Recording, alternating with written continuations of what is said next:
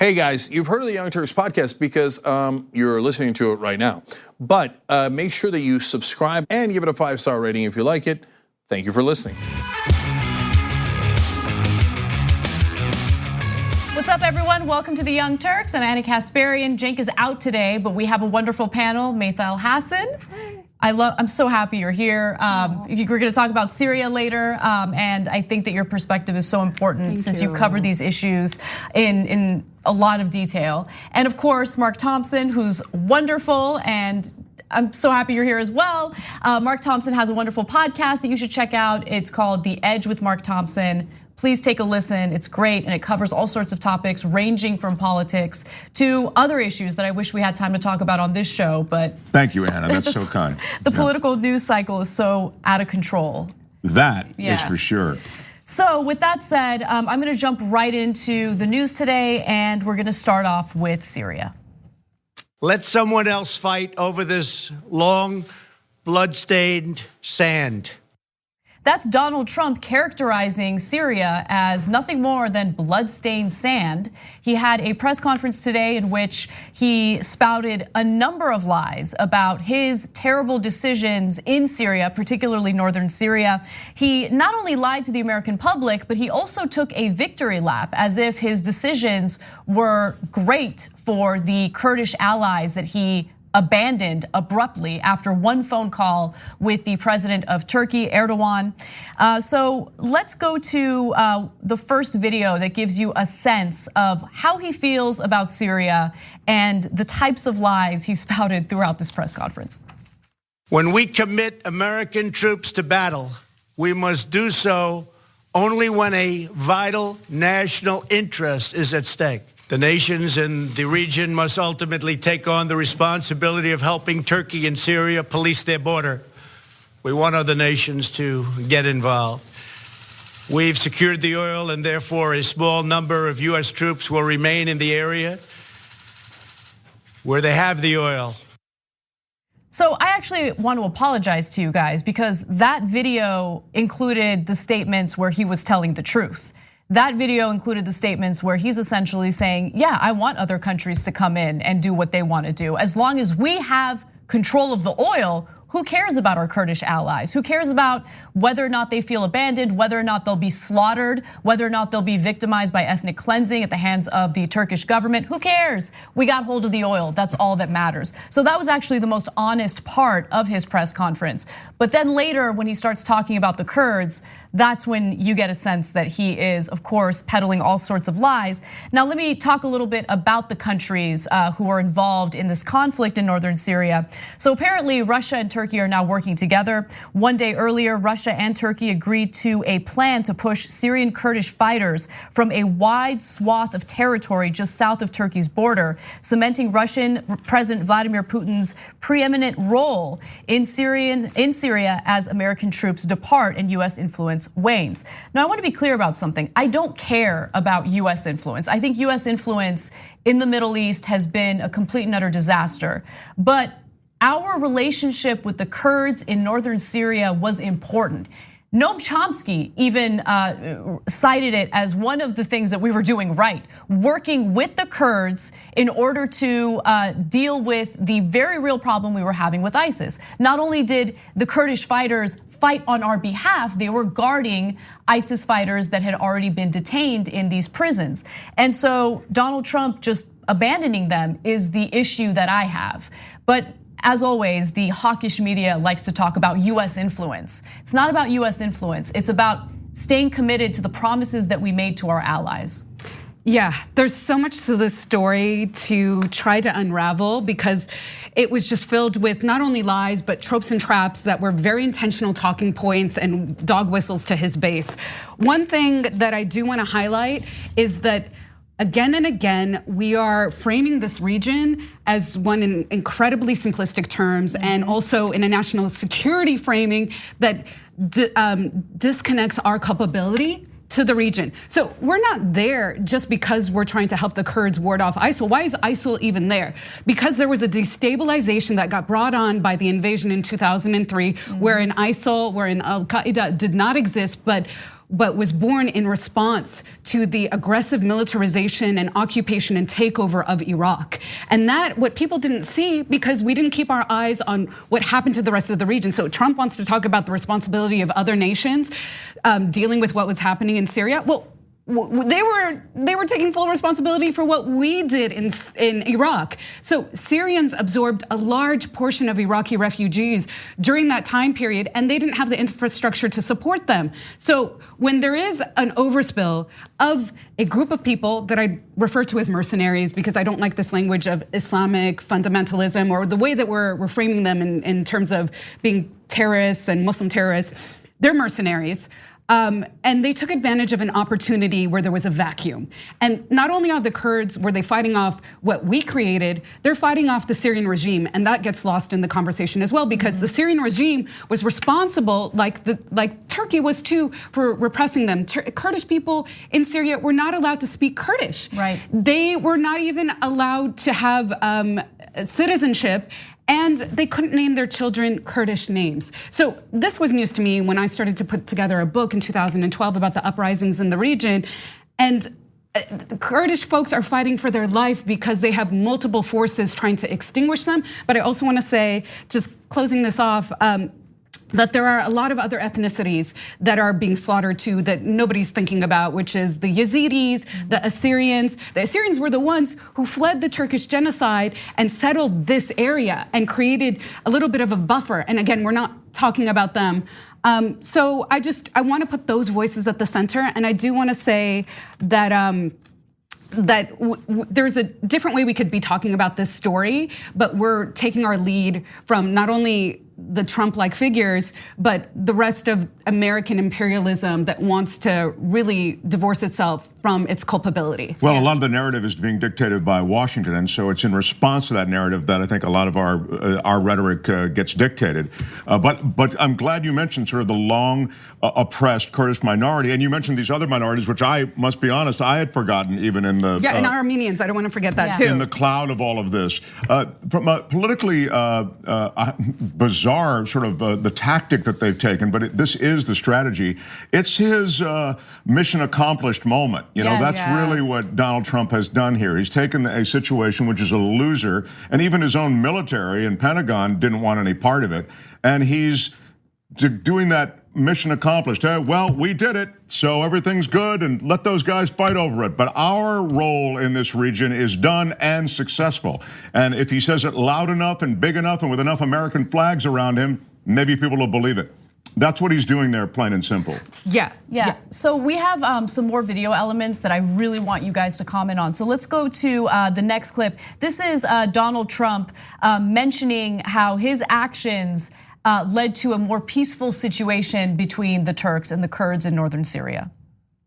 Today's announcement validates our course of action with Turkey that only a couple of weeks ago was scorned.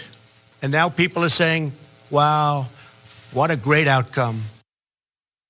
There you go.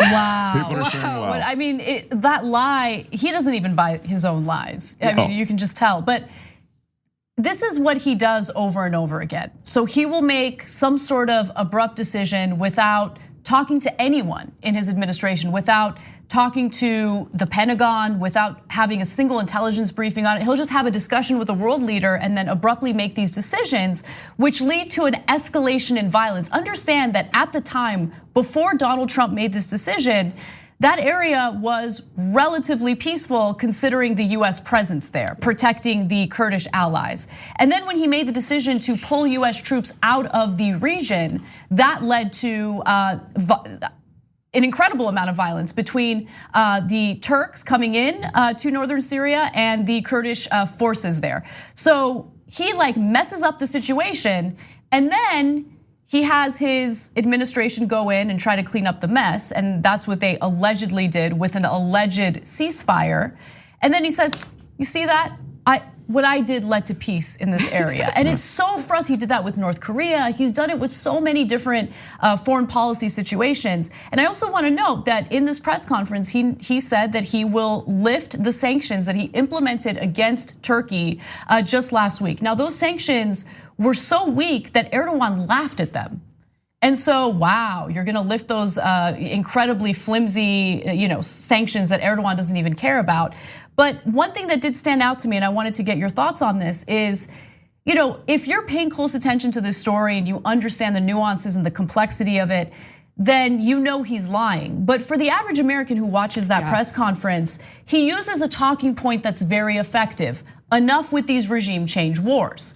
And that's all you need to say. Right. And people both on the left and the right sign on to it without really understanding, what the commitment to Kurdish allies were and how these are people who have been used and abused and thrown away time and time again. Right. Yeah, I listened to this press conference first with my ears and then second with his base, or a base that he is trying to win over. And that's when I saw that what he was saying was probably effective to them, unfortunately, even though it was riddled with contradictions in 15 minutes. So one part of what he was saying was that Obama and his administration were interested in regime change around Bashar al-Assad. Well, that's not the case, because Obama had many opportunities to engage in regime change, and actually my contacts on the ground, their assessment of what was happening was that the US was protracting conflict to sell weapons. And that's pretty much bipartisan. Every regime in the US does that. And then there is regime change for other reasons, usually around American corporate interest or imperialism or neoliberal policies. But that probably was effective to them.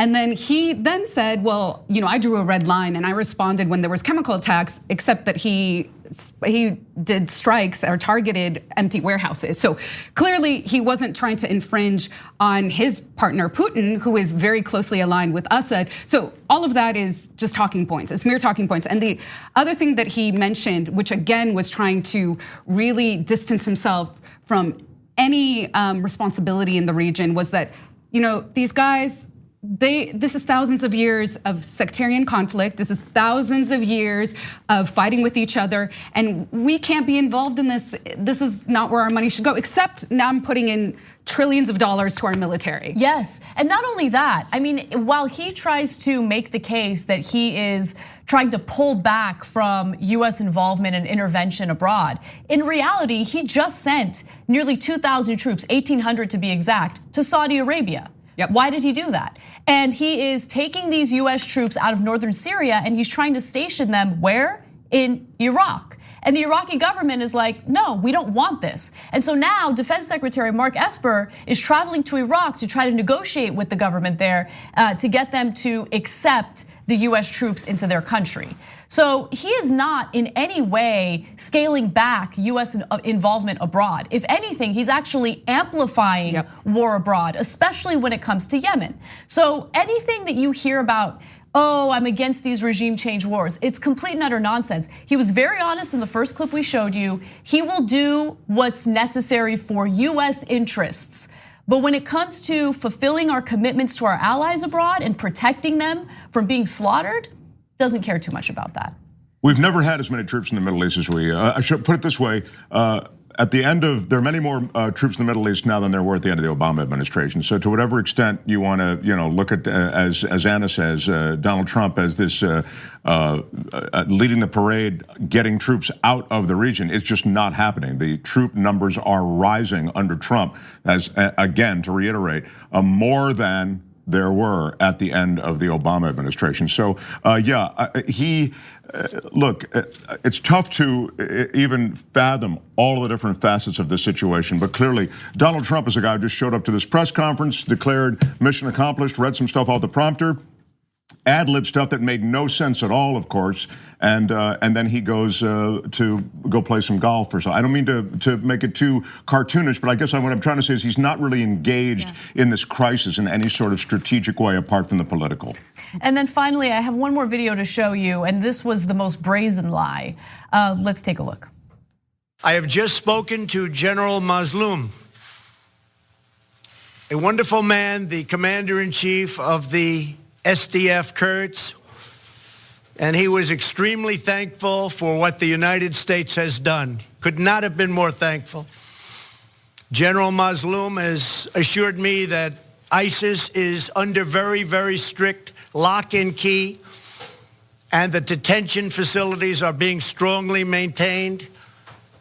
There were a few that got out, a small number, relatively speaking, and they've been largely recaptured. I'm also sure that he will be issuing his own statement very shortly. We had a great talk, but we've saved the lives of many, many Kurds. He understands that. I just want to note that previously Donald Trump claimed that the Kurds purposely released ISIS fighters from these prisons in order to send a message to Donald Trump. That wasn't rooted in any fact. There was no evidence for that, but he insulted the Kurds by alleging that they purposely did that. And now he's saying that, oh, some of the Kurds got away, but we captured them again. I don't believe anything he says in that regard. But one other thing, when he says that the Kurds are very happy with us and we kept them safe, that of course is a complete and utter lie. So going back to the deal between Russia and Turkey and their influence in northern Syria, the agreement that these two countries had will put Turkey and Russia in control of territory that was formerly held by Kurdish forces once allied with the United States. And as part of that deal, negotiated by both Erdogan and Putin, Turkey will get a nearly 20-mile deep safe zone along its border, clear of Kurdish militias. Right, and also let's decode that for a second. Again, there is really no sort of culpability for Bashar al-Assad. So the reason why the Kurds were fighting initially was against the Syrian regime. And so ISIL troops came in, and then the US government decided that they would support the Kurds because for whatever reason, ISIL is the most frightening thing to Americans when there are more KKK members in the US than there are ISIL fighters. And so that's the talking point that they love because it allows them to use a counterterrorism rhetoric that allows them to also talk about more of a military occupation in the region. So we should also remember that when they're saying that Russians get control of that area, everything that the Kurds fought for just died. Not only was there a potential massacre because of Turkey coming in, but Russia taking over means that the regime just re-entrenched itself as well. And then one final point that I wanted to make, and this is according to USA Today, Trump's top envoy for Syria, James Jeffrey, conceded that Turkey may have committed war crimes against the Kurds in their assault. He may have been referring to the assassination of Kurdish politician Hevrin Khalaf. So you have members of Trump's administration saying one thing, accusing the Turks of committing war crimes against the Kurds. I mean, a Kurdish politician was assassinated. And then on the other hand, you have Donald Trump doing this press conference and making himself out to be this giant peacemaker. But the facts don't bear that out. And what I worry about is his anti-war rhetoric, which is not rooted in fact, is gonna resonate with people who aren't paying attention. I think that just the last point is sort of the first point, and Anna, you made it, and that is this was an impetuous decision made with, and we could speculate, I think, for some time about why, but made with no notice really to the Pentagon, got tremendous pushback. And now what we're seeing, what this is all about today, is the spin, as Anna said, the cleanup that is forced, and it's all political. And to your final point, he's hoping that by hammering that mission accomplished, look what we did, I'm getting us out of these regime change wars, that's the sort of lingering memory of this entire incident. We got to take a break, and when we come back, we have some more international news, including the protests in Chile.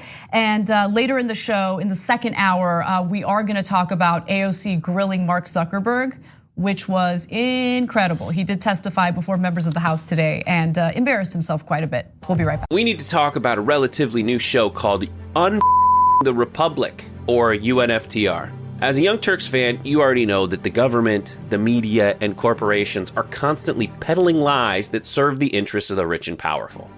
But now there's a podcast dedicated to unraveling those lies, debunking the conventional wisdom. In each episode of the Republic, or UNFTR, the host delves into a different historical episode or topic that's generally misunderstood or purposely obfuscated by the so-called powers that be, featuring in-depth research, razor-sharp commentary, and just the right amount of vulgarity.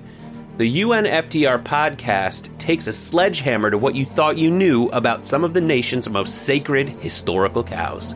But don't just take my word for it. The New York Times described UNFTR as consistently compelling and educational, aiming to challenge conventional wisdom and upend the historical narratives that were taught in school.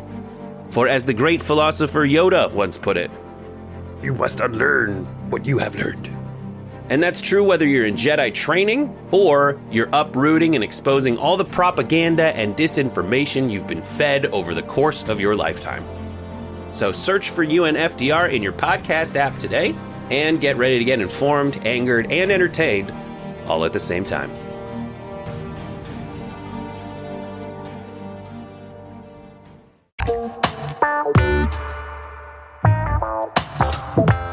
Welcome back to TYT. We're about to get to some more international news, but I wanted to give you guys some announcements, some updates, and then we'd move on. So the conversation has some awesome guests. In fact, tonight, the legendary Naomi Klein will be on the conversation. That's after the second hour of the show. Please check that out. I'm really looking forward to it.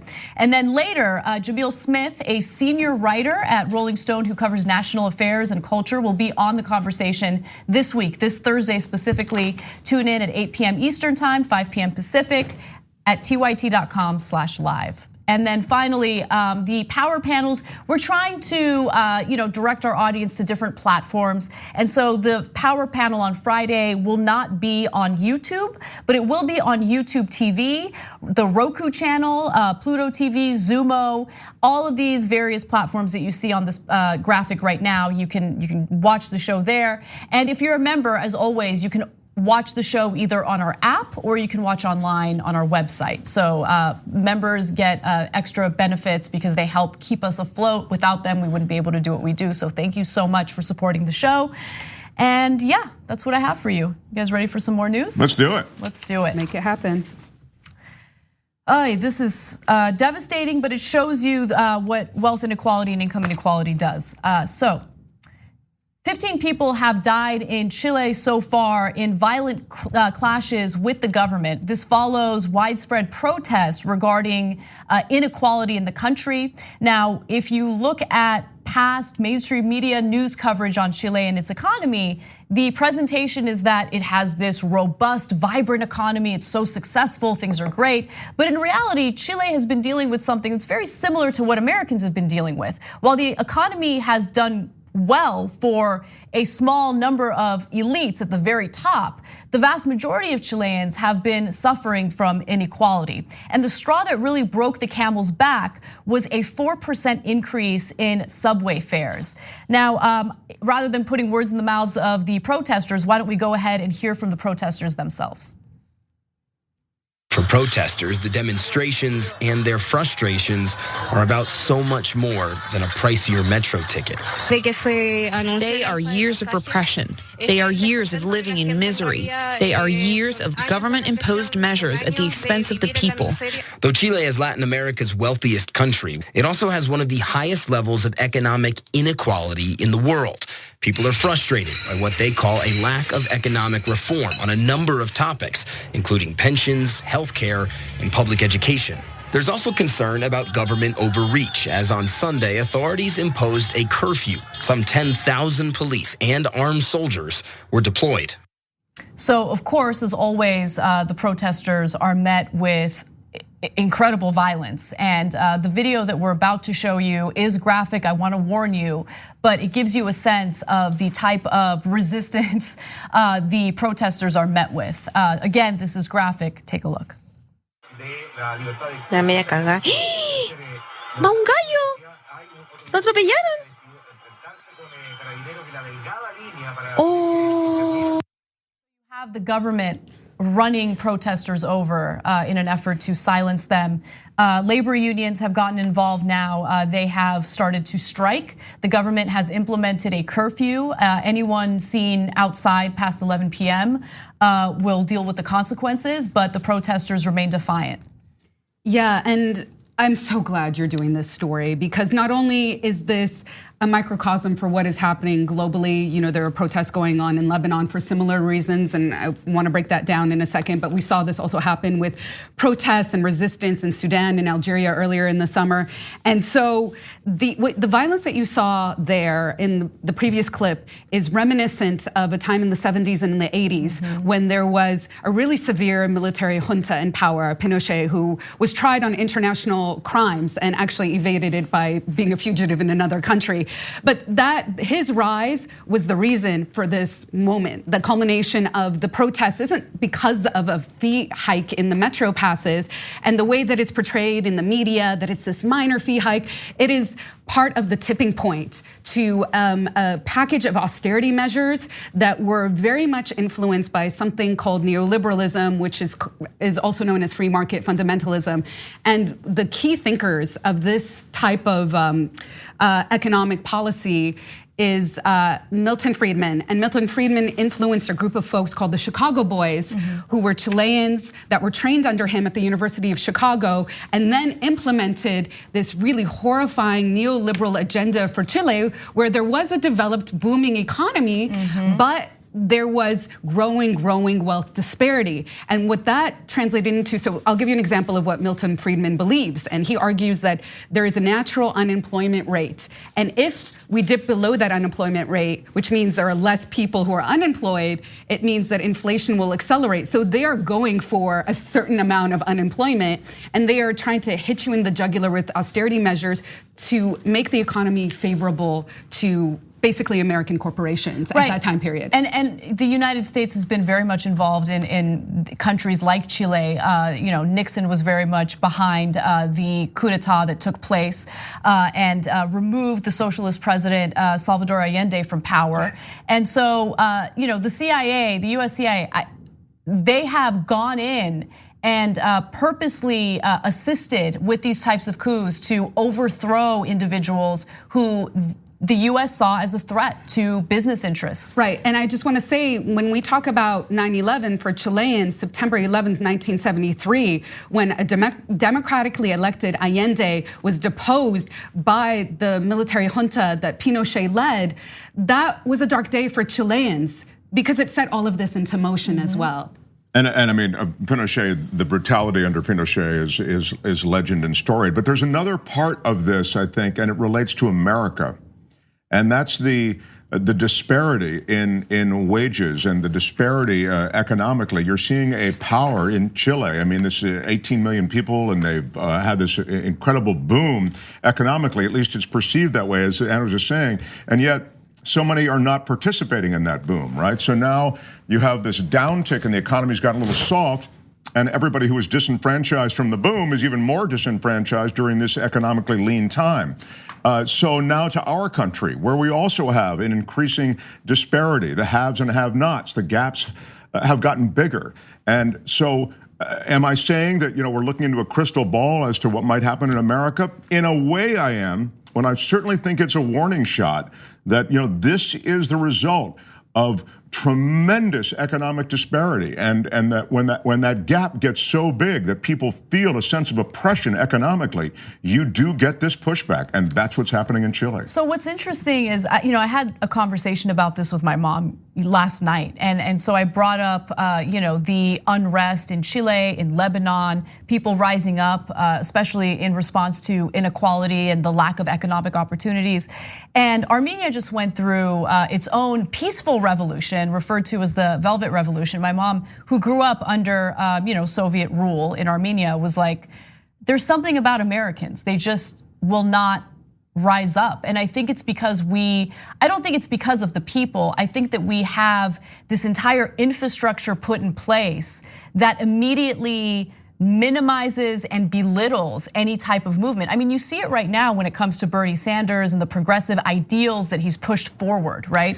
And with the rhetoric that you see in our media in response to the ideas that progressives have that would actually do away with inequality. Like, it's really difficult to get people, to mobilize people and to unite people. We're so divided when in reality, the issues that we're frustrated about we share that commonality. Yeah, but I would also argue that the way the media portrays uprisings as riots, we can't see when those moments are happening. So 1992, the uprising that happened might have been in response to Rodney King, but it was actually about the deterioration of neighborhoods as a result of extreme divestment from the industrial boom that had happened in Compton, but then withdraw because of outsourcing jobs. And that people felt that. That's why they were looting local stores, because they saw people taking over their neighborhoods and no jobs being available, and on top of that, they were being attacked and brutalized by police.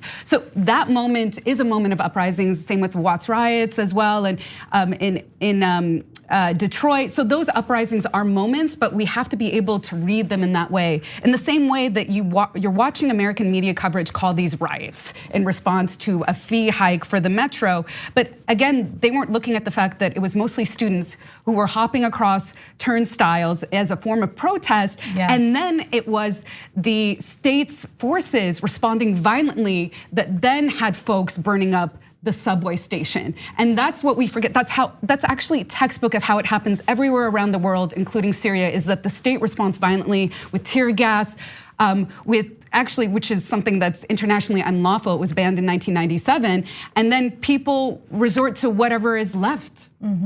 Yeah, and just to go back to the point, and I see it all the time, the media constantly referring to this as people who are upset about a fare hike. No, that's just the straw that broke the camel's back. It reminds me very much of how the media covered the Yellow Vest movement in France, right? They made it appear as though they were upset over a gas tax and that was it. And that message was then co-opted by the right wing in America to spread this message of, see, taxes are unpopular, don't raise taxes. But it wasn't just about raising taxes. That was the straw that broke the camel's back in France. And the people of France are very politically active, and they'll rise up the second they feel that there's this push for austerity or anything that could lead to more inequality.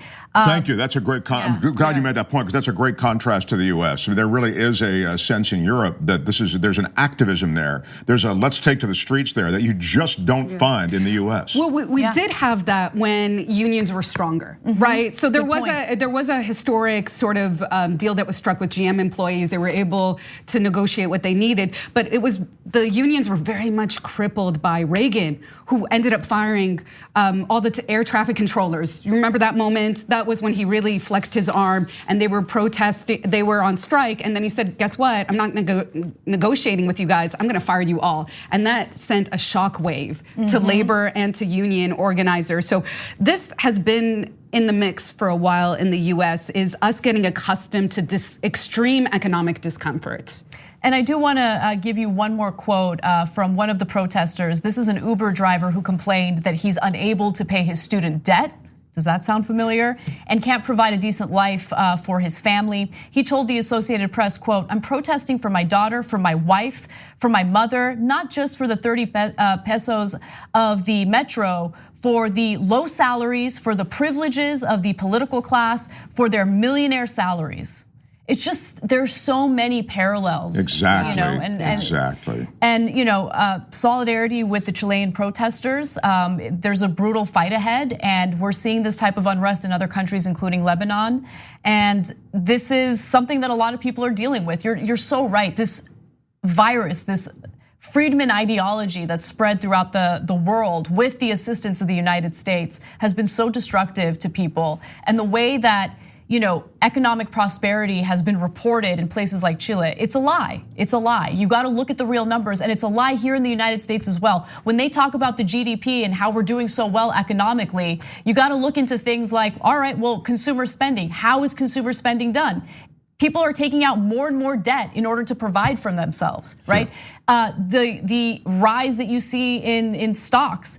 What's causing that? Is it because consumers have disposable income to go out there and stimulate the economy? No, oftentimes, if you look hard enough, you'll see corporate stock buybacks contributing quite a bit to that. Yeah, and who's participating in that stock market? I mean, fewer and fewer people are participating. The last thing I would say about activism, just because this is Bernie country, I would say that the reminder of how you can energize a generation to activism is that Bernie Sanders rally. I mean, if you could look at that, I mean, this is on a weekend. People have got a lot of other stuff to do, and so many dings on young people. But I'm telling you, the huge chunk of young people, and then multi-generational Bernie support. So I think Bernie reminds us. Also, the Dakota Pipeline.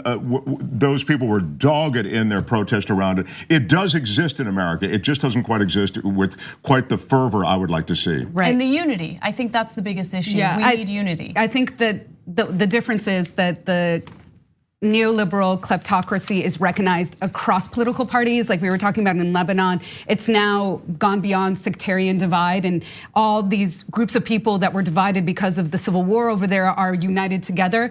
But it's the far right that doesn't want to recognize that it actually has something similar and in solidarity with their class peers. And once they realize that, then I think there would be a really powerful movement in the US. All right, we got to take a break. When we come back, we'll focus on domestic politics, including an update on the impeachment investigation. At TYT, we frequently talk about all the ways that big tech companies are taking control of our online lives, constantly monitoring us and storing and selling our data. But that doesn't mean we have to let them. It's possible to stay anonymous online and hide your data from the prying eyes of big tech. And one of the best ways is with ExpressVPN. ExpressVPN hides your IP address, making your active ID more difficult to trace and sell to advertisers. ExpressVPN also encrypts 100% of your network data to protect you from eavesdroppers and cyber criminals. And it's also easy to install. A single mouse click protects all your devices. But listen, guys, this is important. ExpressVPN is rated #1 by CNET and Wired magazine. So take back control of your life online and secure your data with a top VPN solution available, ExpressVPN. And if you go to expressvpn.com/TYT, you can get 3 extra months for free with this exclusive link just for TYT fans. That's expressvpn.com/TYT. Check it out today. We hope you're enjoying this free clip from the Young Turks. If you want to get the whole show and more exclusive content while supporting independent media, become a member at tyt.com/join today. In the meantime, enjoy this free segment. Hey guys, welcome back to TYT. Anna, Maytha, and Mark with you. I want to read a few member comments and then we'll move on to the rest of the rundown. Bolu has some nice words for you, Maytha. So happy Maytha is here today. She provides such a great personal and well-researched perspective to the discussion. I, of course, enjoy all hosts' perspective. Maytha is just really hitting my soul right now. Oh, your she is soul. Great. Wow. I learn a lot from Maytha thank also. Thank you. Really. I learn a lot from you all too. No, this is a great discussion. I'm really glad that look, one thing that I want to note for everyone is whenever there's a story that we don't cover on the show, there isn't like some malicious intent behind it. I don't know if you guys noticed, but I don't know if people noticed, but like yesterday's show, like there's all these stories that are produced and we don't get to them because we end up taking too long with the story that we do finally air, and it drives me nuts. So there's no malicious intent. I wanted to cover the Chile story. Unfortunately, we didn't get an opportunity until today. There's so much going on. Please just give us the benefit of the doubt. From the TYT Live section, Al Belzo says, I totally agree with Mark. I too expect the US population to start protesting inequality any day now. If it gets worse, you will see what we see in Chile today. The difference between Chile and the US is Americans own a lot more guns, and that is terrifying. We're gonna actually discuss that in the second hour. The right wing has been calling for civil war, and they're very transparent about it. And it's terrifying because what they want civil war over should concern us all. Few more member comments. I Am Sock says the GOP wants running over protesters to be legal in the United States. You're absolutely right about that. In response to the Standing Rock protests, you had a number of states that were proposing legislation that would allow cars to essentially hit protesters if they're blocking the roads. Now, luckily, none of those laws passed, but it gives you a sense of where our representatives' minds are at and how little they really care about our Constitution. They did that in the Rhode Island, if not now, protest against the detention camp. So yes, I remember covering that. And Lou Dobbs on Fox News made it appear as though the protesters were these unruly, violent, dangerous. They were sitting on the ground in peaceful protest. And you have a prison guard attempting to run them over. And he says, that's totally fine. He was just protecting himself. And then finally, Nasty Habits, I like that handle, says, the media phenom you're talking about did not deter us in the 60s. Wake up, we need to get in the streets now. I hear you, but the media, I'm not gonna pretend like the media was perfect in the 60s, but we have so many dishonest actors, including Fox News, peddling propaganda, and it's really difficult to fight against that. Because you have like the mainstream media narrative, and then going in an even more terrible direction, you have the propagandists like at Fox News. With digital media, you have the propagandists at the Daily Caller and what have you. So the propagandists just by a Cambridge Analytica type bad actor. So yeah, I mean, I think you're right. The tentacles of that extend way beyond what they did in the 60s. But obviously this country has a history of activism. Cenk and I were talking about the suffragettes yesterday. I mean, you can't. I mean, that's unreal. They had no power, and all they had was a vision and a passion and determination, and they got it done. So it is possible, but the media landscape has changed, to Anna's point. Definitely. And then one final TYT Live from Pop Kitsch. Look at Anna on TYT Live pronouncing coup d'etat correctly. Send video to Candace Owens. Gotta kill her coup game. So I never talk about it because why? Why would I? But I did get my graduate degree in political science, so that's where I learned how to pronounce coup d'etat. Anyway, all right, so let's move on with some impeachment updates. This story is out of control. In an effort to obstruct justice and pivot the conversation to the issue that Republicans have with the process of the impeachment investigation, a number of Republican lawmakers attempted to storm a room where one of Trump's officials was actually testifying in a deposition to members of Congress.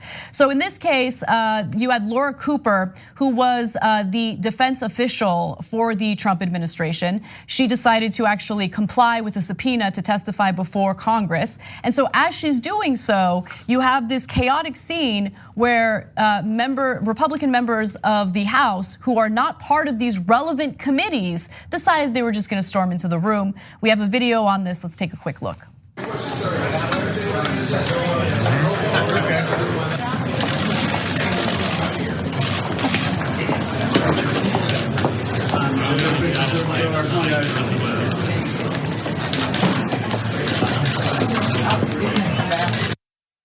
So Laura Cooper, her specific role is Deputy Assistant Secretary of Defense for Russia, Ukraine, and Eurasia. And what Democrats wanted to ask her about is not only the phone conversation between Donald Trump and the Ukrainian President Vladimir Zelensky, but also the decision Donald Trump made to withhold the military funding from Ukraine.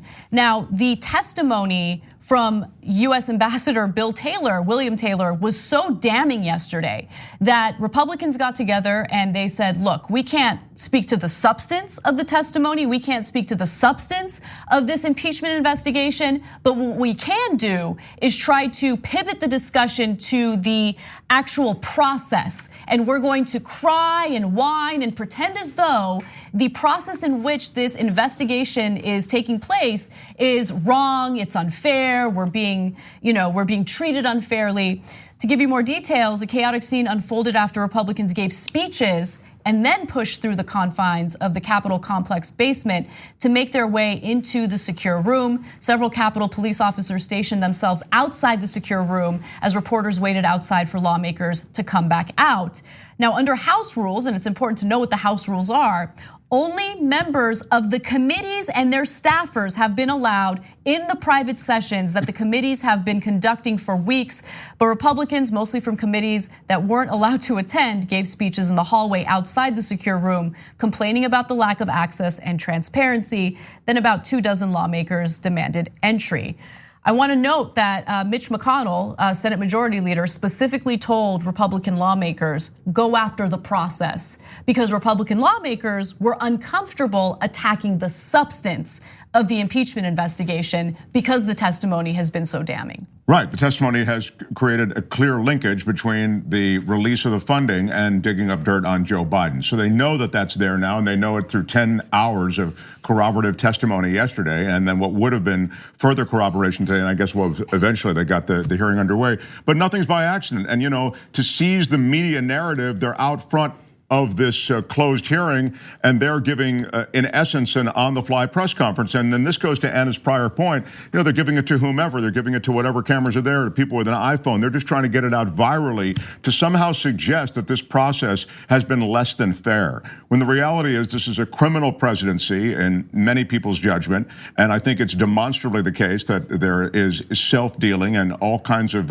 it's a for-profit presidency. But beyond that, the substance of this Ukraine deal is now undeniable, right? And just 24 hours prior, we'd seen, as I say, that testimony that backed it all up. So this is a real attempt on their part to throw it off its tracks by seizing the media and creating a different narrative about the process. Absolutely. Go ahead. Yeah, so the GOP loves rules except when they apply to them, right? So they're protesting the process. In doing so, they're violating the rules of the process by smuggling cell phones to record secret information that, you know, later will come out. And so that's the part that they have a problem with, is that there is a process that needs to be respected for all of the substance to be accumulated. And the other thing that they're doing is trying to intimidate witnesses. You saw this with how they put so much of a focus on revealing the identity of the whistleblower. This should be immaterial to the discussion that we're having, which is, was money, as Mark was saying, was money withheld, was foreign aid withheld so that Ukraine could do the dirty dealing of Trump for his campaign. This is exact like textbook Nixon. I mean, yeah, I mean, you're absolutely right. And I want to make a distinction, because one talking point that you'll hear from Republicans is, I mean, quid pro quos happen all the time, because as we know, Bill Taylor's testimony yesterday made it abundantly clear that Donald Trump was engaged in a quid pro quo in his conversation with Vladimir Zelensky. Now, but here's the thing, a quid pro quo to benefit Donald Trump specifically and increase his chances of getting reelected in the campaign, that is a violation of the emoluments clause. It's unconstitutional, it's unlawful, and it's different from the president making a deal with another world leader with the intention of doing something for the American people. And they're right that there was something different with how Trump and Nixon's impeachment process underwent in terms of the national conversation. The real big difference is that Nixon didn't have Fox News and Trump does. That's exactly right. And look, we're talking about two different impeachment investigations. I mean, Nixon, it was so inevitable that he was going to be impeached that he stepped down in shame, as Trump should probably do as well. But we'll see if he's capable of doing that. Nonetheless, I do want to go to this long list of Republican lawmakers, lying to the American public and whining about someone in a position of power being held accountable for his illegal actions. Take a look. It's finally reached a boiling point where members just said they are so frustrated at the idea that they can't be a part of this and see what's going on. And a whole bunch of Republican Congress members that were duly elected just tried to get in to find out what is going in these closed door hearings. They're just waiting for a more open and transparent process. And like I said, the members have just had it, and they want to be able to see and represent their constituents and find out what's going on. This is unconscionable. This is very unfair to the president. That are actually in there and plan to stay there until we have a more open and transparent and fair process. I also want to just make a note about how that room isn't simply full of a bunch of Democratic lawmakers. There are Republicans in the room. It's just Republicans who are part of the relevant committees who are part of this initial process, the impeachment investigation. It's a closed door session, exactly. You're right, but it's bipartisan. Exactly, yeah. So they're making it appear as though this is a unilateral, Democrat investigation into Donald Trump, and that is not the case. And so, give you a little more information about what McConnell's doing. According to The Hill, McConnell recognizes that some members of his conference are uncomfortable defending Trump on charges his administration linked aid to Ukraine to that country's government running politically motivated investigations meant to help the White House. One GOP lawmaker, summing up McConnell's message to Republicans at a private lunch meeting Tuesday, quoted the GOP leader as saying, "This is going to be about process." Right? So again, understand what Republicans are doing here. They can't attack the substance because the substance it makes it very clear that Donald Trump broke the law. He violated the emoluments clause. He was digging up dirt on political rivals with the intention of using that to help him in his reelection campaign. And so this talking point that they're using, this effort to pivot to process, is not something that the American people should be fooled by. And to give you some other statements from Republican lawmakers, Senator Ben Sasse said there was terrible stuff in the transcript of the call and warned, quote, "We shouldn't be having any American office holder or any American candidate looking for foreign nations to come in and be involved in US elections." And Senator Lisa Murkowski from Alaska said last week it was wrong for the administration to hold up foreign aid to Ukraine. So the walls are caving in on Donald Trump. And it's a wonderful thing to watch because finally you have some consequences for someone who has already engaged in unlawful activities while he's been sitting in office. But Republicans are scrambling because they know that members of his own administration are testifying against him and revealing exactly what he did. Well, also, I mean, it's just so wild when you put together their remarks like we just did. You see the GOP stormtroopers out there, with that trumped up, if you'll pardon the expression, that trumped up rage about the process. And it's just one talking point after another. And it's just so clear that that was an organized strategy. So it lacks any decency and it lacks any real adherence to process either. But they're complaining about the process. I think you make such a great point. When you talk about the process, they have no use for it when it applies to them. And clearly the process was being respected. So it's simply a talking point. But when they stack them up like that, you realize how they really are all just sort of regurgitating these political talking points. Right. So when you see video of Lindsey Graham during the impeachment process for Clinton, and then you put it side by side and listening to the way that he's defending Trump against this unfair process is incredibly inconsistent and makes everybody laugh. I mean, the fact that he's saying that the president should have the same rights as American citizens. If you get a parking ticket, you should be able to see the witnesses that accused you of this. Well, as an American president, he can't be tried for crimes that he has been a party to. So what is it, Graham? In what ways does he get the rights of Americans but not the obligations to abide by the law? Graham bows his head to power, and that's it. He has no principles. He has no backbone. He's a complete and utter coward. And he's made that clear in these impeachment proceedings. But I do want to also just quickly note that things have changed for Republicans, right? So as we know, under the Obama administration, Hillary Clinton was investigated for her role in Benghazi over and over again. And at one point, a Republican lawmaker, Darrell Issa, attempted to walk into a room where a deposition was taking place, and Trey Gowdy, of all people, had to escort him out. And so here's a video of that, kind of showing him like, hey, you're not part of this committee, you can't be here, you gotta go. So at some point, and it's hard to remember, there were some Republicans who had some respect for the process, and that's just not the case anymore. All right, well, let's move on to Lindsey Graham because we have a specific story prepared to talk about his antics. So, shortly after Lou Dobbs went after Lindsey Graham for supposedly not defending Donald Trump hard enough during this impeachment investigation, Lindsey Graham decided that he is going to propose a resolution that would let Democrats know that the Senate will not take up a vote on convicting Donald Trump should he get impeached by the House. In fact, they won't even have a trial. So let's go to the first video on this. Here's Graham explaining that resolution during an interview with Sean Hannity. This resolution puts the Senate on record condemning the House for the future of the presidency. We cannot allow future presidents and this president to be impeached based on an inquiry in the House that's never been voted upon, that does not allow the president to confront the witnesses against him, call witnesses on his behalf, and cross-examine people who are accusing him of misdeeds. All I'm asking is give Donald Trump the same rights as Richard Nixon and Bill Clinton had when it comes to impeachment. And I'm insisting that Donald Trump be given the same rights every American has if you're given a parking ticket. To confront the witnesses against you can't be based on hearsay. And here's the point of the resolution.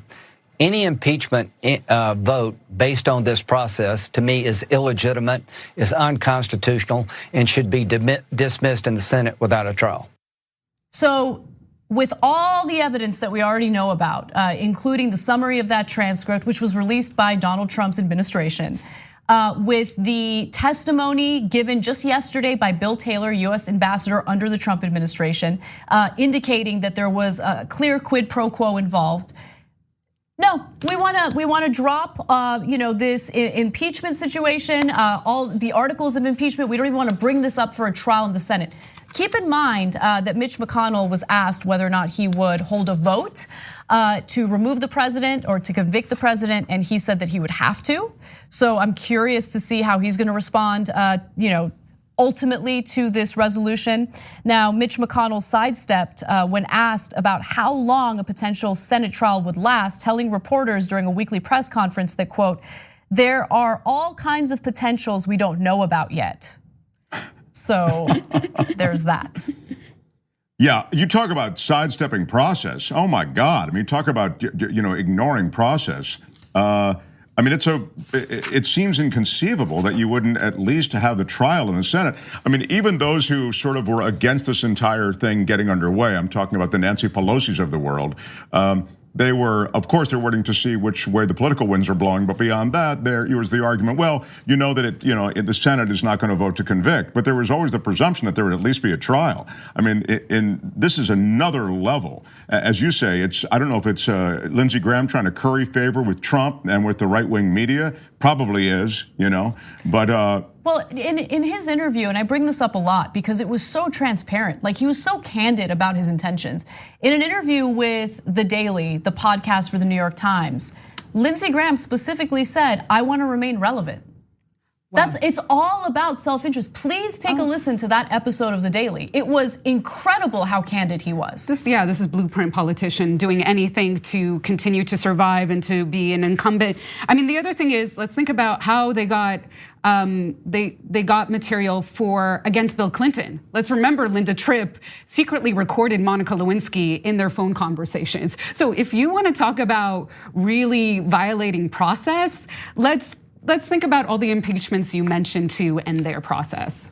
They know that they're backed into a corner and they're struggling and they know they can't defend Trump based on substance, so they're gonna focus on the process. And if you look at polling, and look, I don't put too much weight behind polling, but I do think it's something to look at and consider as this impeachment investigation moves forward. Quinnipiac did the latest poll when it comes to impeachment, and the pollsters discovered that 55% of respondents approved of the inquiry while 43% opposed it. Last week, that number was 51%. Who supported it while 45% did not. So the numbers keep increasing. And I think Republicans are very aware of that, which is why they're worried about, on one hand, we have our voters who remain loyal to Trump and we want to get reelected. On the other hand, you have a president who's committing crimes and we don't want to be on the record defending him. So that states it, I think, starkly and accurately. That's what they're up against. So it's sort of like they got to go home and figure out if their constituency is okay with it. And that's, I think, where ultimately the decision will be made. Yeah. Exactly. All right, well, thank you to Maytha Alhassen and Mark Thompson. Check out Mark's podcast, The Edge with Mark Thompson. You guys are awesome. This was a great Loved it, Anna. Thank you. Thank you so Maytha. much. All right, I hope you guys enjoyed it too. We're gonna take a quick break and then we're gonna bring in Brett Ehrlich and JR Jackson for hour 2. Woohoo! Yay. Thanks for listening to the full episode of the Young Turks. Support our work, listen ad-free, access members-only bonus content, and more by subscribing to Apple Podcasts at apple.co/TYT. I'm your host, Cenk Uygur, and I'll see you soon.